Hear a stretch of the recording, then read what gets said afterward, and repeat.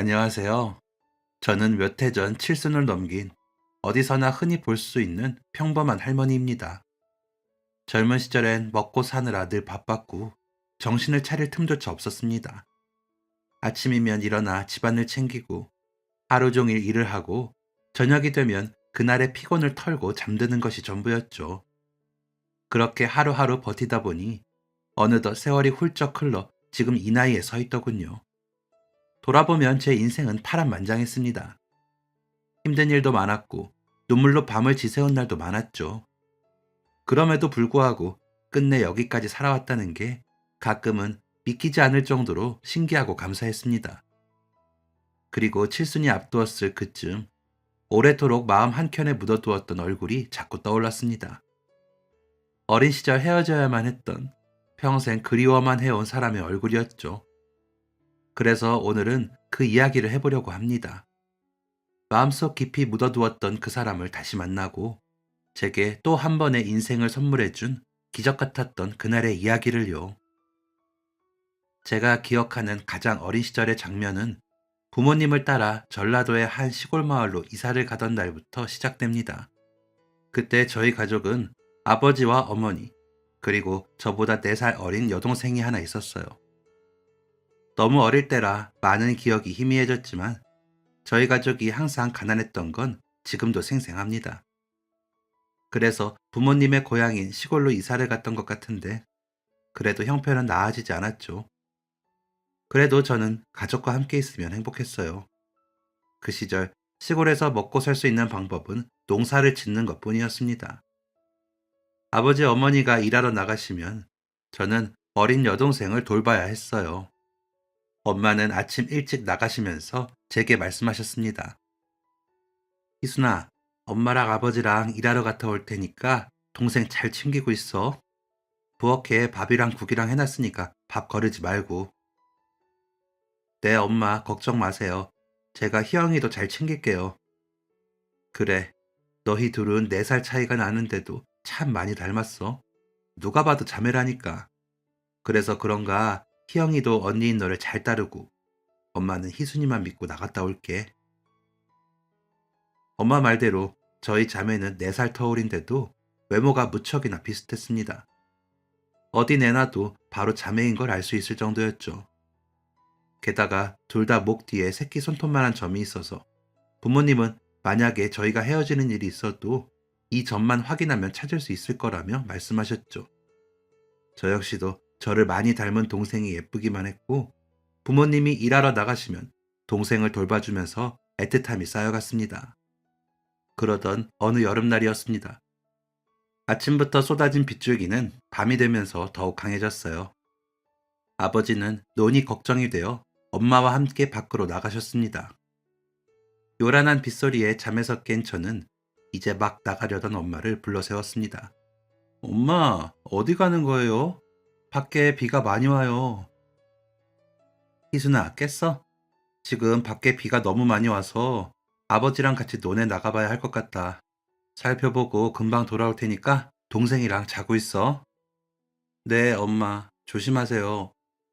그래, 조심할게. 걱정 말고 더 자렴. 하지만 다음날 아침, 잠에서 깨어났는데도 엄마와 아버지는 보이지 않았습니다. 평소 같으면 새벽부터 밥 짓는 냄새가 났을 시간인데 집안이 이상할 만큼 조용했죠. 어린 마음에 이상한 예감이 들어 밖으로 나가려던 찰나 마침 동네 몇 분이 헐레벌떡 저희 집으로 뛰어들어오셨습니다. 그리고 그분들 입에서 믿을 수 없는 말을 들었어요. 논을 살피러 나갔던 부모님이 밤새 내린 폭우 때문에 휩쓸려 돌아가셨다는 겁니다. 유난히 거센 비에 그토록 성실하던 부모님은 그렇게 순식간에 세상을 떠나버리셨습니다. 사고로 부모님이 돌아가신 이후 모든 게 순식간에 바뀌어 버렸습니다. 저와 동생은 그때부터 친척집을 전전하며 눈칫밥을 먹어야 했어요. 그마저도 둘을 같이 데려가려는 친척은 없어서 결국 우리는 헤어질 수밖에 없었습니다. 부모님이 돌아가실 때 제가 9살, 동생이 5살이었으니 같이 있게 해달라고 아무리 울며 매달려도 소용이 없었어요.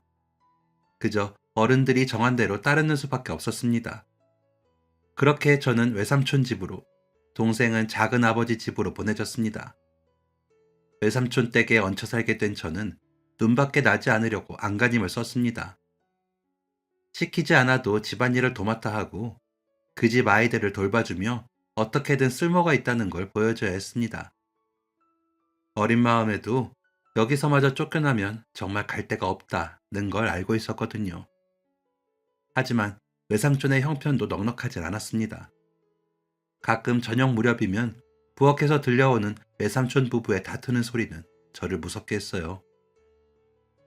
이 형편에 남의 자식까지 먹여 살리냐는 외숙모의 말이 들릴 때마다 심장이 쿵 하고 내려앉았습니다. 혹시라도 나 때문에 싸우는 건 아닐까? 내일 아침이면 나더러 짐 싸라고 하시진 않을까? 그게 늘 두려웠죠. 그래서 두 분이 싸운 다음 날엔 일부러 더 일찍 일어나 마당을 쓸기도 하고 쌓여있던 빨래도 해뒀습니다. 그렇게 조심조심 살다 보니 세월이 흘러 어느덧 15이 되었는데 하루는 외삼촌이 저를 따로 부르셨어요. 평소와 달리 망설이는 표정이었죠. 희순아, 너한테는 미안하다만 이제 우리도 더 이상 너를 책임질 수 없을 것 같다. 네, 삼촌? 그게 무슨 말씀이세요? 이런 말 하기 뭐하지만 우리 집도 요즘 사정이 너무 어렵다. 그래서 말인데 삼촌 아는 사람이 소개해준 일자리가 하나 있어. 서울에 있는 집인데 거기 들어가서 가정부 일을 하면 숙식도 해결되고 돈도 조금씩 모을 수 있다더구나. 희순이 너만 괜찮다면 거기서 지내는 게 어떻겠니? 그 말이 떨어지는 순간 가슴이 철렁 내려앉았습니다.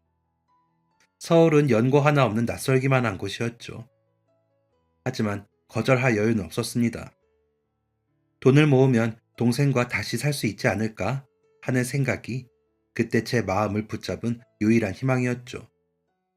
그렇게 저는 외삼촌의 손에 이끌려 서울로 올라왔습니다. 낯선 도시의 냄새, 수많은 사람들, 그리고 그곳에 있는 부잣집으로 들어가 식모살이를 시작했습니다.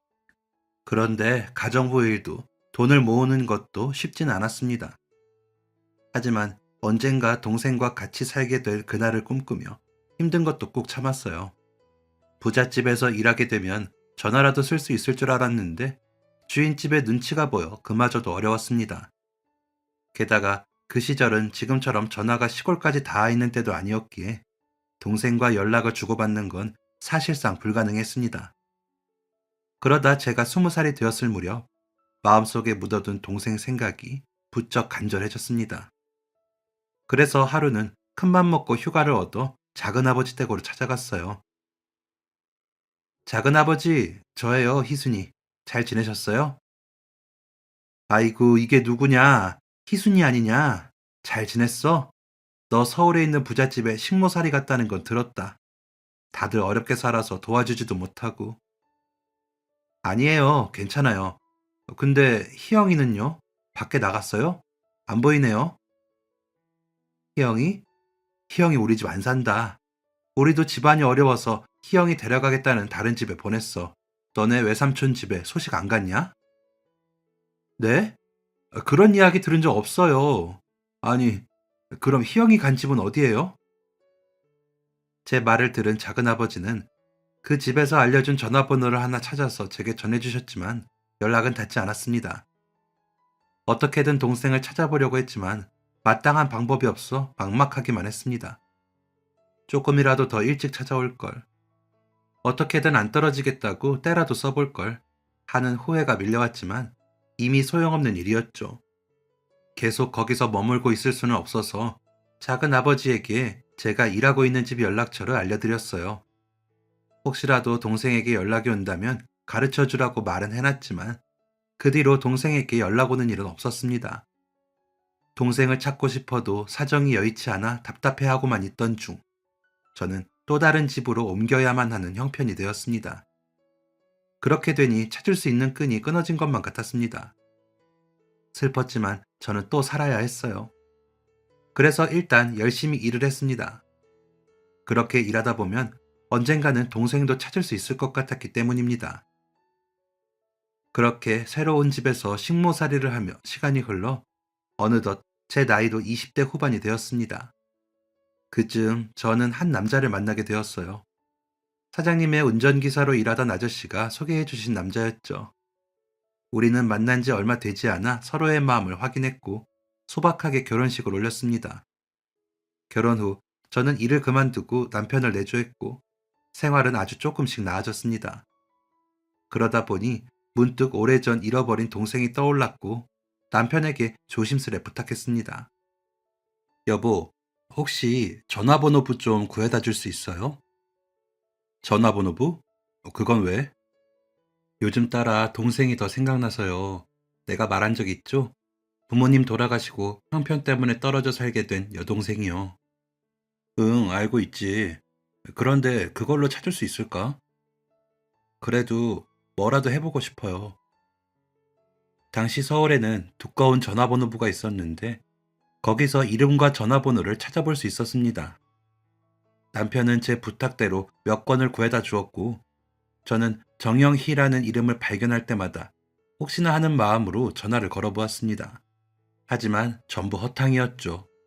동생을 찾으려 해도 마땅한 방법이 없어 답답하고 막막했지만 그럴 때마다 저를 붙잡아 준 건 남편이었습니다. 여보, 너무 실망하지 마. 시간이 걸려서 그렇지. 당신이 동생을 잊지만 않는다면 언젠가는 꼭 찾을 수 있을 거야. 나도 방법을 좀 더 찾아볼게. 고마워요, 여보. 우리 희영이도 나처럼 결혼해서 행복한 가정 꾸리고 어디선가 건강하게만 잘 살고 있으면 좋겠는데. 그래, 그러길 바라자고.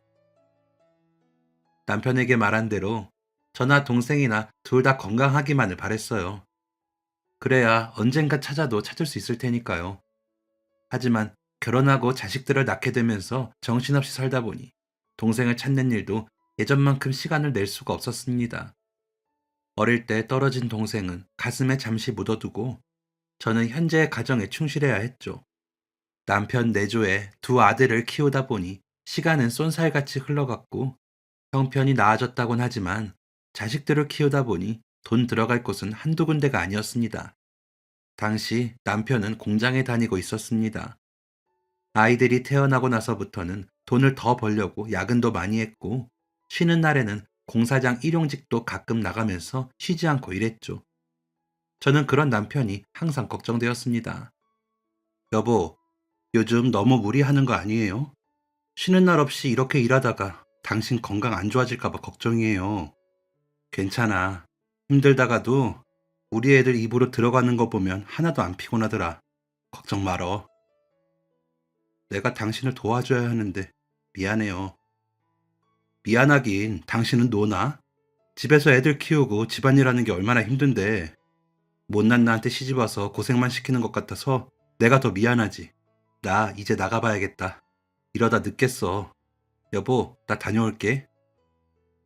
남편은 늘 힘든 내색 하나 없이 성실하게 일했습니다. 저도 뭐 하나라도 보탬이 되고 싶어 아이들이 조금 자란 뒤에는 집에서 할 수 있는 부업을 시작했죠. 그렇게 빠듯하게 살림을 꾸려가며 정신없이 살다 보니 큰아들이 중학교 졸업을 앞둘 무렵이 되었습니다. 아이들이 커가는 모습은 뿌듯했지만 그만큼 들어갈 돈도 많아졌어요. 남편은 아이들 앞날을 위해서는 돈을 아끼지 않았습니다. 자신이 못 먹는 한이 있더라도 어떻게든 아이들에게 필요한 것을 마련해주고자 했습니다. 특히 교육만큼은 절대 포기하지 않았어요. 남편은 어릴 적 가정 형편이 어려워 공부를 충분히 하지 못한 것이 한이었다고 늘 말했기에 우리 아이들에게는 그런 고생을 물려주고 싶지 않아 했습니다. 게다가 큰아들이 공부를 잘했던 탓에 남편은 대학 등록금까지는 꼭 마련해주고 싶다며 힘이 닿는 한 일을 더 하곤 했습니다. 그런데 어느 날 저녁, 오랜만에 남편이 제 시간에 퇴근하기로 한 날이었어요. 저는 부엌에서 밥을 준비하며 그를 기다리고 있었는데 전화 한 통이 걸려왔어요. 받아보니 남편 회사 동료였고 그는 숨 넘어가는 목소리로 말했습니다. 재수씨, 지금 얼른 내가 알려준 병원으로 오세요. 정호가, 우리 남편이 왜요? 무슨 일인데 병원으로 오라는 거예요? 정호가 심장마비로. 그 뒤의 상황은 지금도 잘 기억이 나지 않습니다. 무슨 정신으로 병원으로 달려갔는지도 잘 모르겠어요. 병원에 도착했을 때 침대 위에는 차가워진 남편이 누워 있었습니다. 아무리 이름을 불러봐도 그는 눈을 뜨지 않았습니다. 남편의 사망 원인은 심장마비였어요.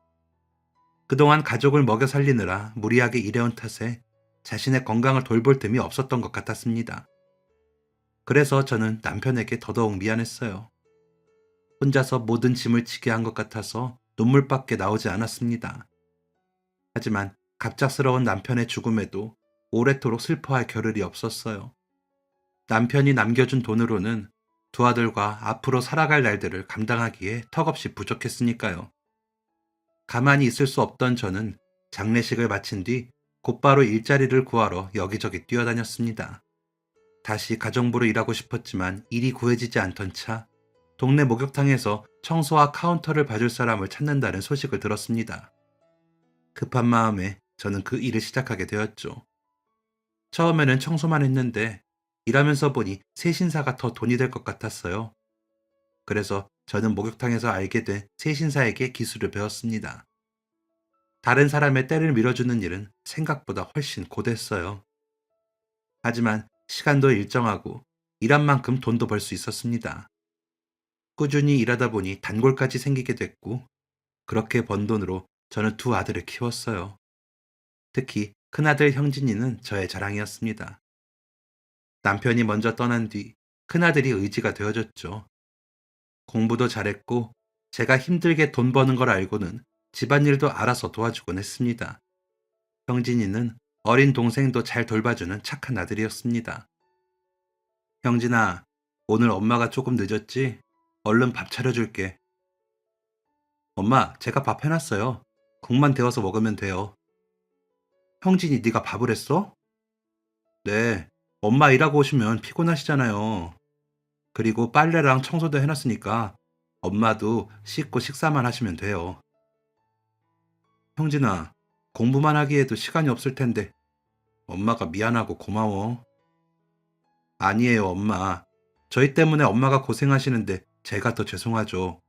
저 공부 열심히 해서 대학교도 꼭 장학금 받고 들어갈게요. 그렇게 말하는 아들을 볼 때면 내 속에서 어떻게 이런 아들이 나왔나 믿기지 않을 정도로 자랑스럽고 뿌듯했습니다. 아들은 제게 말했던 대로 대학교도 장학금을 받고 입학했습니다. 뿐만 아니라 학교에 다니는 동안에도 꾸준히 성적 장학금을 받은 덕분에 학비 걱정을 한시름 놓을 수 있게 됐죠.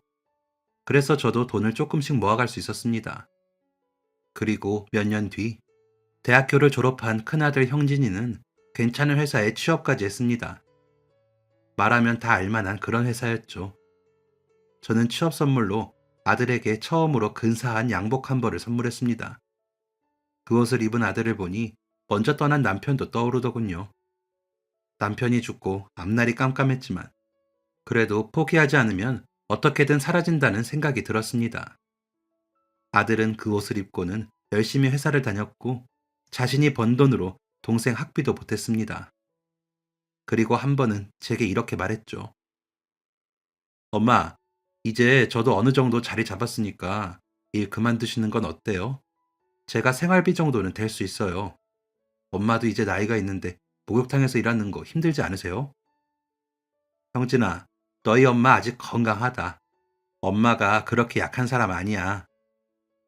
알죠. 아는데 그냥 엄마가 이제 좀 편하게 살았으면 해서 그렇죠. 알지. 엄마도 우리 아들 마음 잘 알지. 근데 엄마는 이렇게 일하는 게 좋아. 나가서 사람도 만나서 말하는 것도 좋고, 그리고 돈도 벌어야 나중에 너 결혼할 때 보태주기라도 할 거 아니니. 이제는 일 안 하면 오히려 몸이 찌부둥할 것 같다. 알겠어요, 엄마. 대신 힘드시면 바로 그만두시는 거예요. 아셨죠?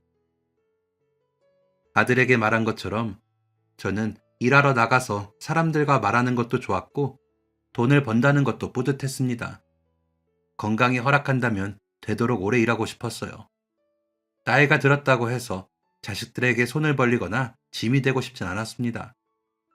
아이들도 언젠가는 제 손을 떠나서 각자의 가정을 꾸리게 될 텐데 그때 하나라도 더 챙겨주고 싶은 엄마가 되어주고 싶었죠.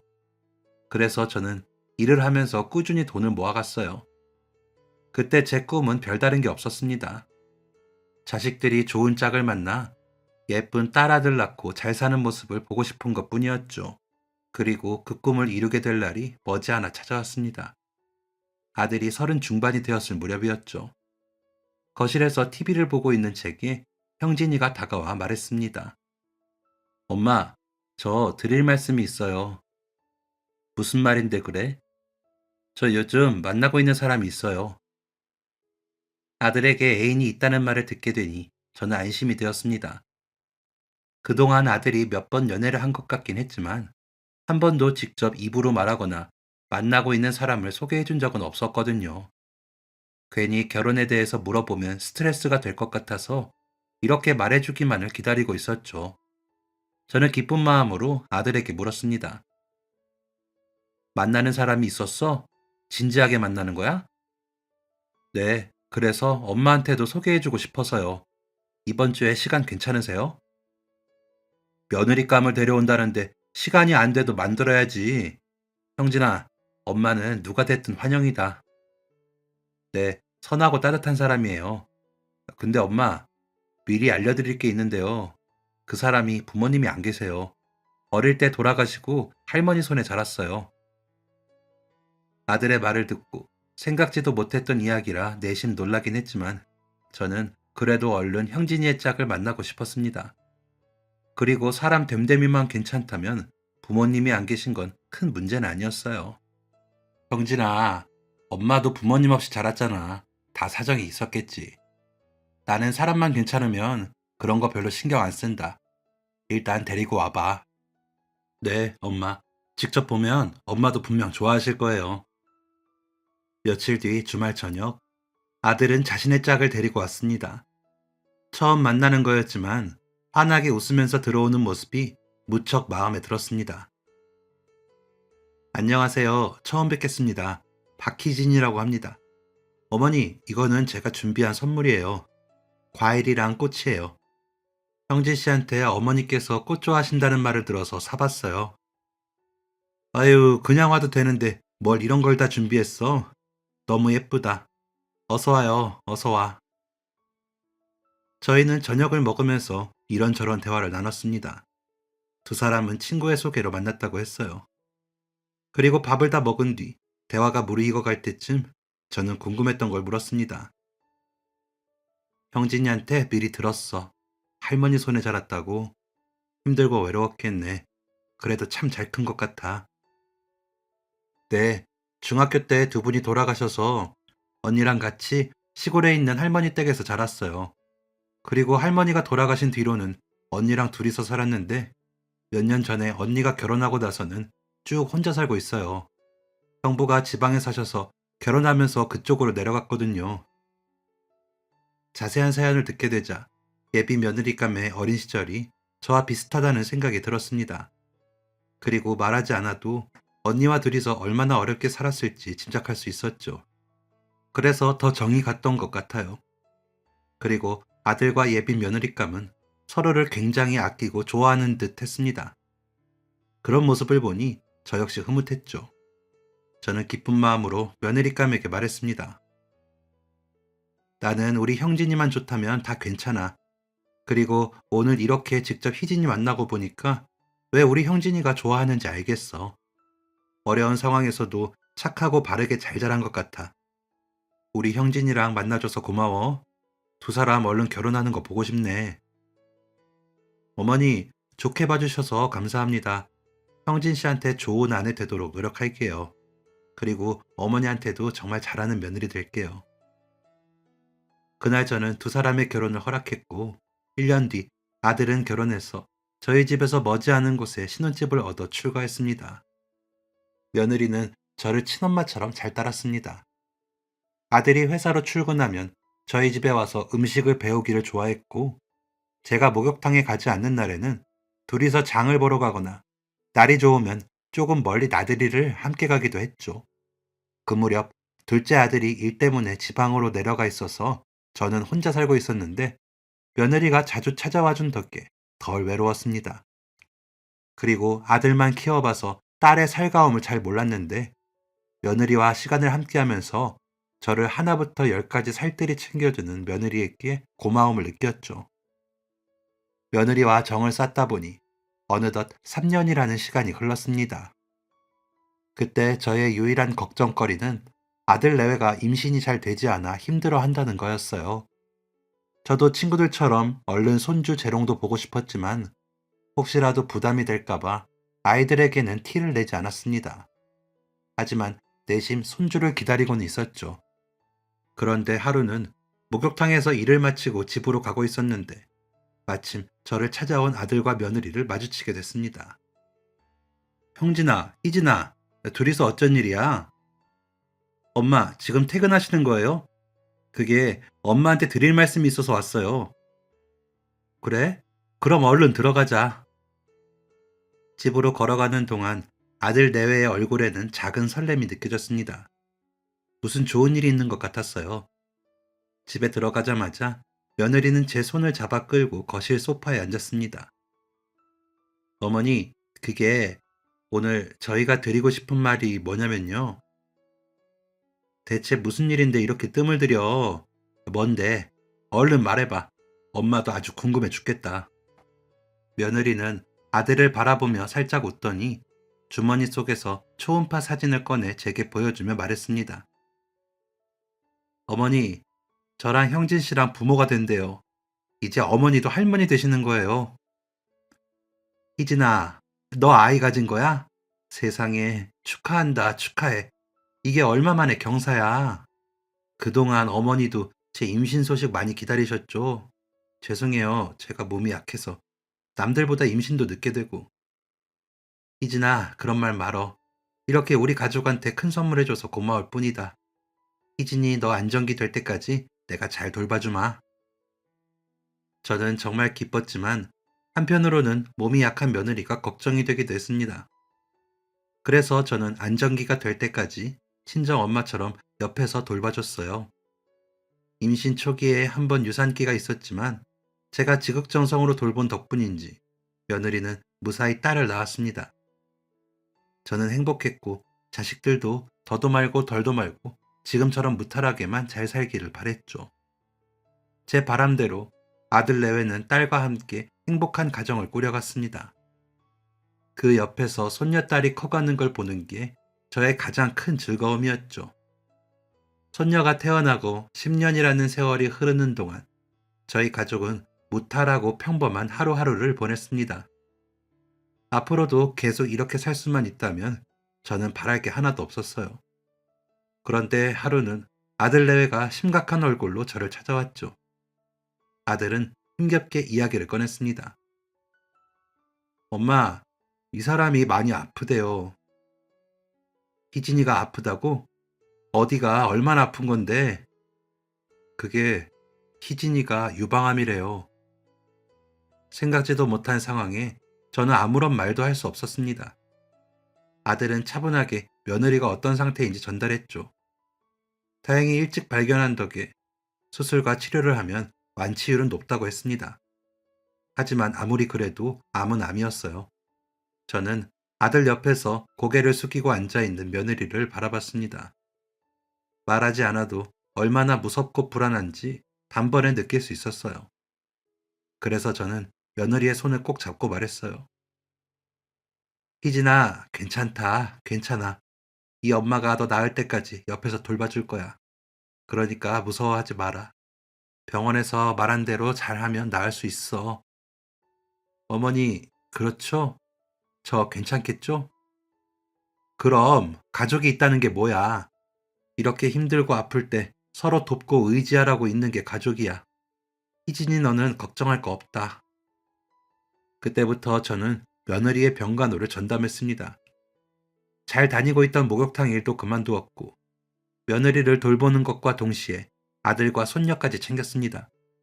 다행히 며느리는 유방암 1기로 비교적 빨리 수술을 받을 수 있었지만 문제는 그 이후였습니다. 재발을 막기 위해 항암 치료를 받아야 했는데 치료를 견디려면 체력이 필요했거든요. 하지만 수술을 하면서 이미 기력이 많이 떨어진 상태였고 원래 몸도 약했던 탓에 며느리는 수술 후에 살도 많이 빠져 있었습니다. 그래서 저는 며느리를 위해 체력 회복과 건강에 도움이 되는 다양한 음식을 정성껏 만들어 먹였습니다. 희진아, 입맛 없어도 이것 좀 먹어봐라. 엄마 친구 미정이 아줌마 알지? 미정이 친정이 완도라서 좋은 전복이 많대. 그래서 소고기랑 전복으로 죽 좀 끓여봤다. 어머니, 감사해요. 그런데 저 지금 도저히 뭐가 들어갈 것 같지 않아서요. 그래도 좀 먹어야지. 너 오늘 아침에 밥 몇 숟갈 뜨고 하나도 안 먹었잖니. 살도 찌고 체력도 좋아져야 치료받을 수 있다고 병원에서도 말했잖아.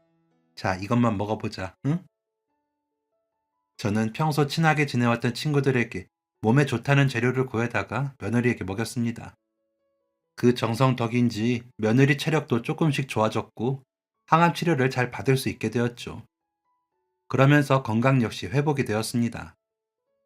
며느리가 수술과 치료를 받으며 병원을 오가는 동안 멀리 떨어져 사는 친언니도 몇 번 볼 수 있었습니다.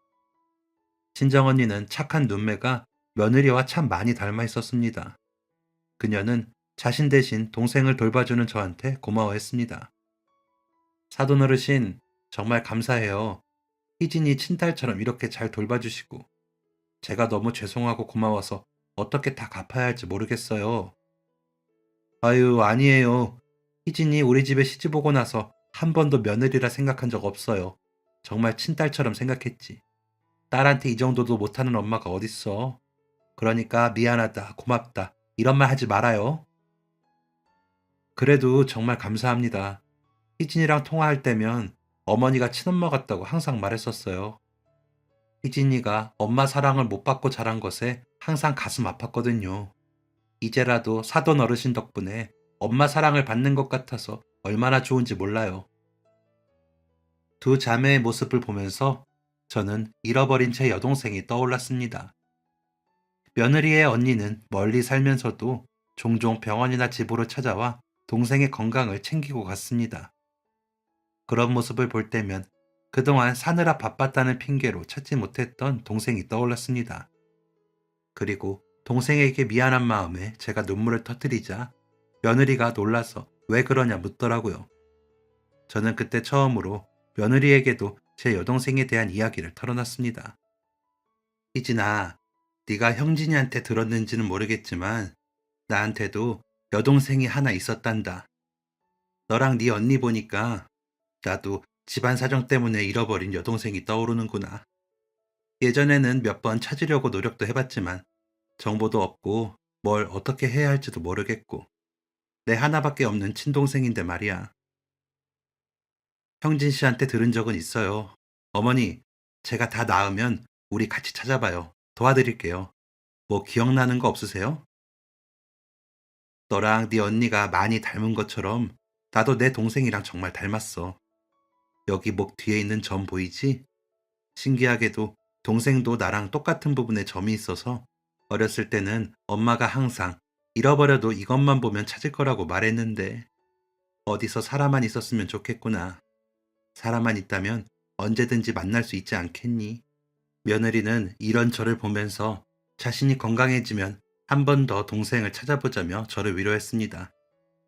며느리는 치료도 잘 받고 관리도 잘한 덕에 건강이 점점 더 좋아졌고 5년 후에는 완치 판정까지 받았습니다. 그러자 저 역시도 한시름 놓을 수 있게 됐죠. 그리고 며느리는 어느 날 제게 말했습니다. 어머니, 제가 약속한 거 잊지 않으셨죠? 저 건강해지면 같이 어머니 동생 찾아보자고 한 거요. 아, 그래. 근데 희진아, 방법이 있겠니?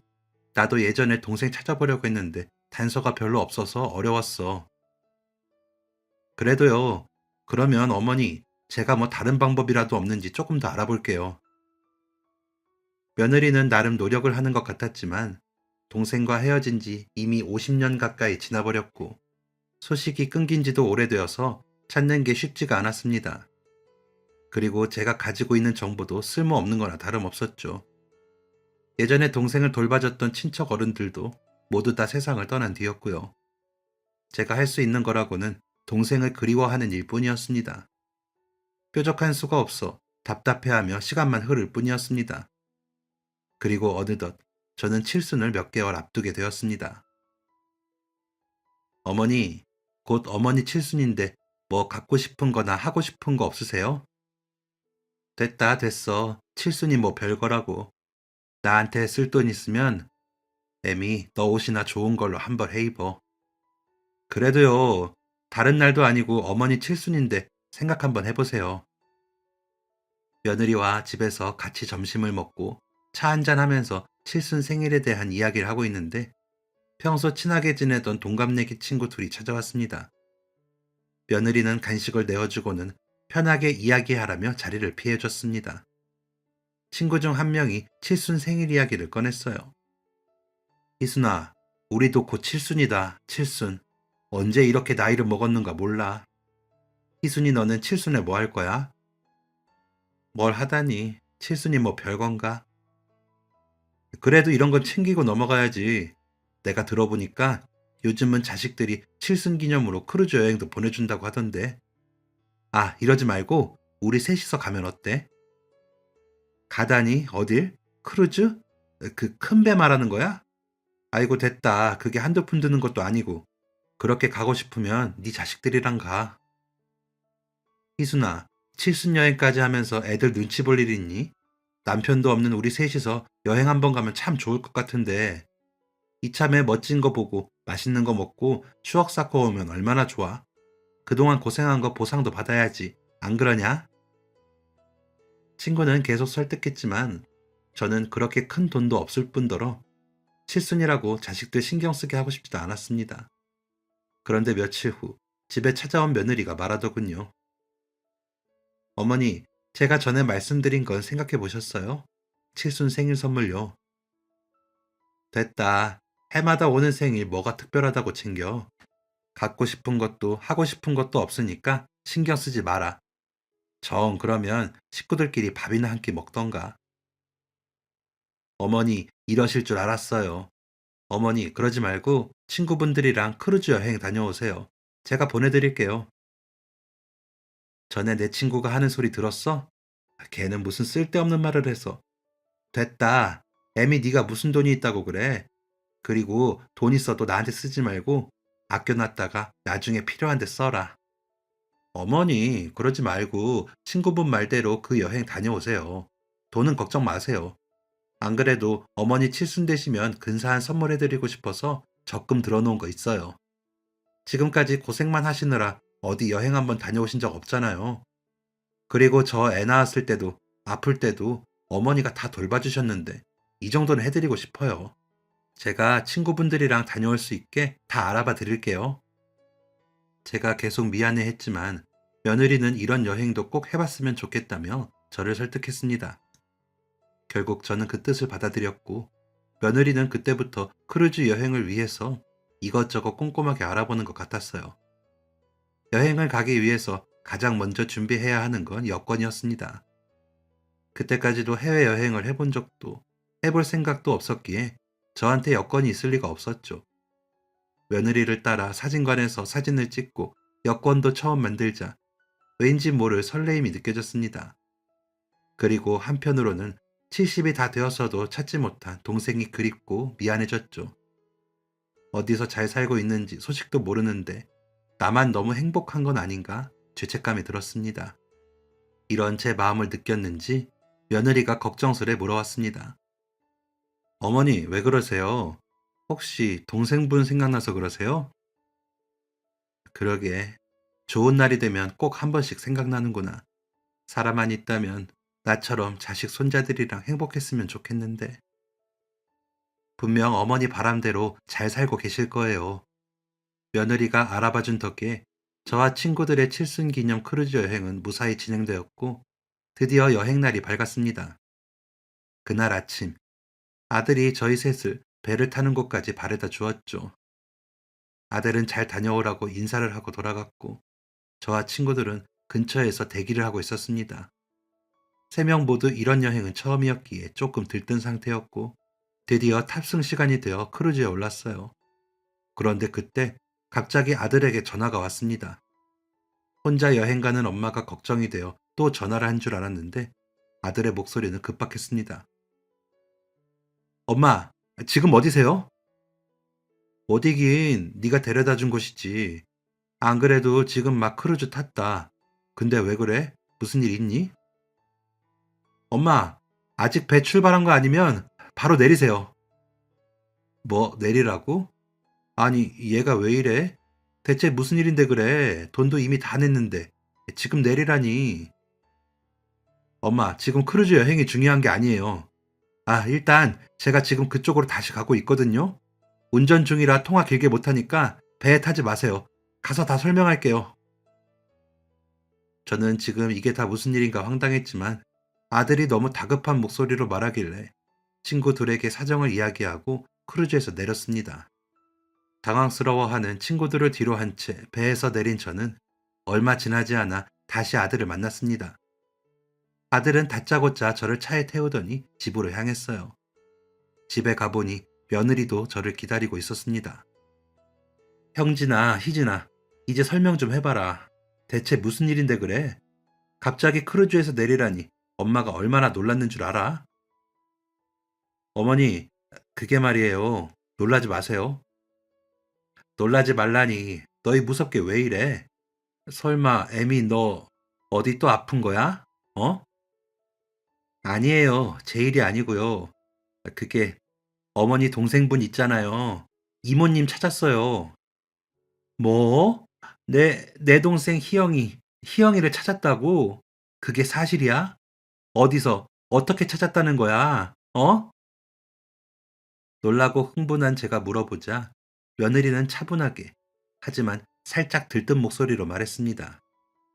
그동안 며느리는 칠순 기념 크루즈 여행을 준비하면서 여행사 여자 직원을 한 명 알게 되었습니다. 그러면서 둘은 몇 번 만나게 됐다고 합니다. 어머니 여권 만드신 거 있잖아요. 여행사에서 크루즈 예약하면서 여권 가지고 갔는데 그 직원이 어머니 이름이랑 사진을 한참 들여다보는 거예요. 그래서 제가 물었죠. 무슨 문제가 있는 거냐고. 그랬더니 그 직원이 자신의 어머니랑 너무 닮았다는 거예요. 누가? 내가? 내가 그 직원 어머니랑 닮았다고? 네, 너무 닮았다면서 신기해하길래 저도 궁금해지더라고요. 대체 얼마나 닮았으면 이러나 싶어서요. 그랬더니 그 직원이 자기 어머니랑 같이 찍은 사진을 저한테도 보여줬는데 저 깜짝 놀랐잖아요. 두 분이 진짜 너무 닮아서요. 사진까지 보게 되자 며느리는 제 잃어버린 동생이 맞을 수도 있을 거란 생각을 했답니다. 그래서 믿져야 본전으로 그 직원의 어머니에 대해 좀 더 물어보게 됐는데 나이도 저와 4살 차이가 났고 아주 어릴 때 부모님이 돌아가시고 친척집을 전전하며 살았던 걸 희미하게 기억하고 있다는 이야기를 듣게 된 거였어요. 어머니, 그리고 무엇보다 제가 확신했던 건요. 그 직원한테 혹시 어머니에게 특이한 점이 있냐고 물어봤는데 뭐라고 했는 줄 아세요? 점을 물어봤어? 그 직원이 뭐라고 하든? 그 직원이 어머니 목 뒤에 손톱만한 점이 있대요. 며느리는 거기까지 제 동생일 거라는 확신이 좀 더 생겼지만 설레발을 피우면 안 될 것 같았다고 했습니다. 그래서 며칠 고민을 하다가 그 직원을 다시 찾아가서 제 이야기를 들려줬다고 해요. 그러면서 혹시 모르니 두 사람의 유전자 검사를 해보자고 제안했다고 합니다. 희진아, 왜, 왜 나한테는 말을 안 했던 거야? 그런 일이 있었으면 미리 말이라도 해주지 그랬어. 혹시나 해서요. 제 예상이 틀릴 수도 있는데 괜히 먼저 말했다가 동생이 아니었을 때 어머니가 실망하시면 어떡해요. 그래서 말 안 하고 검사를 한 건데 조금 전에 검사 결과가 나왔어요, 어머니. 그럼 정말 그 직원 어머니랑 내가 자매가 맞는 거냐? 네, 어머니, 축하드려요. 드디어 동생분 찾은 거예요. 그리고 어머니, 그 동생분이 지금 이 집으로 오고 있대요. 소식 듣고 당장 만나고 싶다고 하셨대요. 60년 넘게 서로의 소식도 모르고 살아왔던 동생을 찾았다는 게 정말 기적 같았습니다. 그리워하곤 있었지만 찾을 수 있는 방법이 별로 없어서 거의 포기하다시피 했었는데 말이죠. 그냥 모든 것이 꿈만 같았습니다. 동생을 만나면 어떤 얼굴로 맞아야 할지, 무슨 말을 해야 할지 떠오르지 않아서 머릿속이 하얗기만 했어요. 저와 아들, 그리고 며느리는 초조하지만 설레는 마음으로 집으로 오고 있다는 동생을 기다렸습니다. 그리고 1시간쯤 지났을 때 초인종이 울렸습니다. 며느리가 나가서 문을 열어주자 이제는 머리가 희끗해진 동생이 제 집으로 걸어 들어왔습니다. 어느덧 60이 넘은 동생이었지만 그 얼굴에는 제가 기억하던 어릴 때의 모습이 여전히 남아 있었어요. 저는 터져 나오려는 눈물을 간신히 참고 말했습니다. 희영이, 너 희영이 맞니? 내가 네 언니야, 희순이 언니. 나 기억나? 언니, 희순이 언니. 세상에, 우리 언니 맞네. 맞아. 저와 동생은 서로를 껴안고 얼굴을 쓰다듬으며 한참을 울었습니다. 옆에서 저희 아들, 며느리와 여행사 직원이라는 동생의 딸도 훌쩍했죠. 그렇게 60년이 넘는 세월을 건너 저와 동생은 재회했습니다. 잠시 뒤 어느 정도 진정이 된 제가 먼저 동생에게 물었습니다. 희영아, 그동안 어떻게 살았어? 어디 아픈 데는 없고? 언니, 나 잘 살았어. 힘든 시절도 있었지만 이제는 다 괜찮아. 좋은 사람 만나서 사랑 많이 받고 살았고 자식도 셋이나 낳았어. 미안하다. 희영아, 언니가 미안해. 내가 너를 찾으려고 그랬는데 어떻게 살았니? 응? 언니, 괜찮아, 괜찮아. 그 시절에는 어려웠잖아. 작은 아버지 집에서 다른 집으로 보내졌다가 그 집에서 또 나 못 키운다고 해서 고아원에서 자랐어.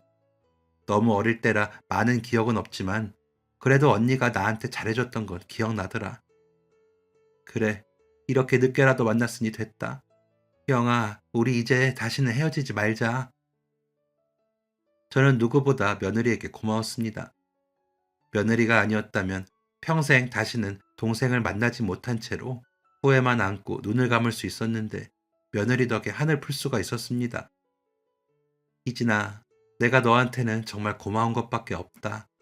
내가 동생 다시 만난 거는 다 네 덕이야. 어머니, 아니에요. 어머니가 그동안 잘 살아오셔서 이런 좋은 일이 생긴 거예요. 근데 크루즈 여행 못 가셔서 어떡해요? 그거 칠순 선물로 준비한 건데 어머니 뭐 다른 거 받고 싶은 거 없으세요? 지금 크루즈가 문제니.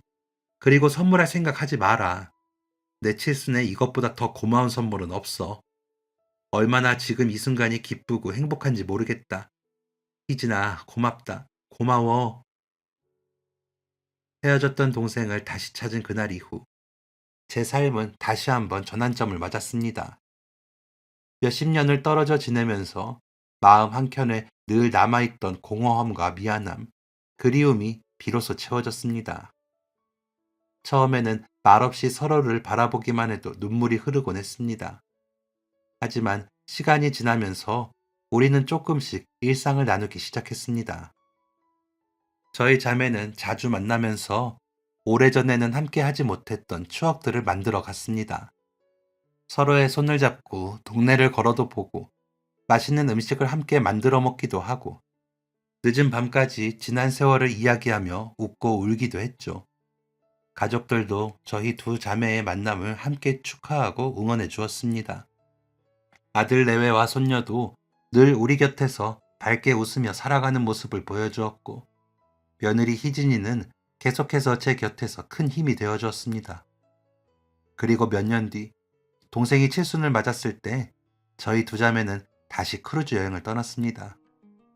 바다 위에서 석양이 수평선에 닿는 모습을 바라보는데 그 순간만큼은 세월의 아픔이 모두 사라진 듯 했습니다. 헤어졌던 수십 년의 시간, 우리를 갈라놓았던 세월조차 이제는 보상받는 기분이었죠. 지금 저희는 헤어졌던 시간이 무색할 만큼 서로에게 둘도 없는 언니와 동생으로 살아가고 있습니다. 앞으로 남은 날들이 얼마나 될지는 모르지만 이제는 후회 없이 사랑하는 사람들과 함께 살아갈 수 있다는 사실만으로도 가슴이 벅찹니다. 동생과 손잡고 걷는 하루하루가 저에게는 두 번째 인생의 선물입니다. 지금까지 사연 들어주셔서 감사합니다. 사연이 재밌으셨다면 구독과 좋아요를 눌러주세요.